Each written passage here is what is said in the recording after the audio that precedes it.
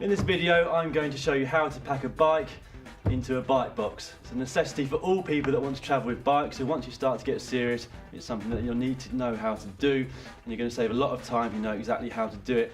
There are some essential tools that you'll need for this job: a pump, Allen keys, pedal spanner, padding, dropout protectors and tape. The way I think about removing pedals is to go against the way that you turn the cranks. The easiest way to achieve this is to hold the back brake on to avoid the bike moving. Then gently put your foot on the arm of the spanner or wrench with your foot and apply pressure to loosen the pedal. If you're using a pedal spanner, be careful to avoid the chain rings on the drive side. How? Put the crank arm vertically and apply pressure to the pedal nearest the ground. Start by removing the top cap from the stem. Loosen the bolts either side and then gently pull the stem upwards from the fork steerer tube so that the handlebars are hanging by the cables. Remember to put the cap back on once you've done this so that you don't lose it. Same with the bolts from the stem. It's crucial that your saddle is the same height when you ride at home or abroad.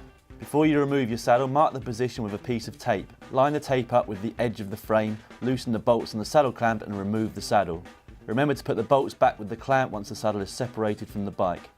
This is easiest when the chain is in the smallest gear on the rear cassette and the small ring on the front crankset, so that there's less tension on the chain overall. Open the brake calipers, undo the quick release on the wheel you are removing.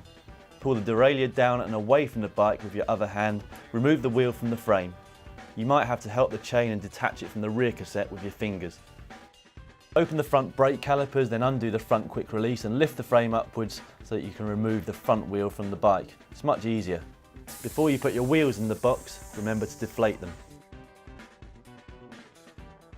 Some people like to remove their rear derailleur for safety reasons. With some bike boxes you have to.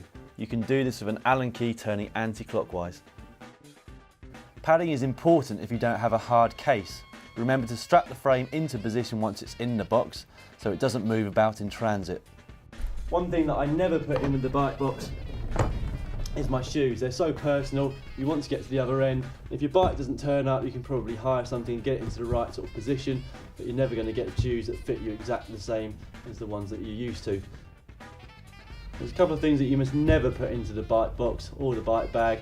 The first of those is gas canisters, the small containers of air, pressurised air, which you use when you're out on a bike if you puncture. In fact, they're not allowed at full stop onto aircrafts. And the other thing, if you're lucky enough to have Campag or Shimano electronic gears, you'll need to take the battery pack off them and put that either into your hold luggage or into your hand luggage.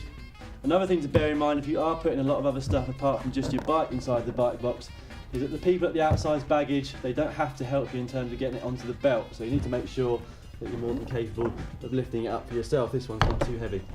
For more videos like this, go to youtube.com/GCN.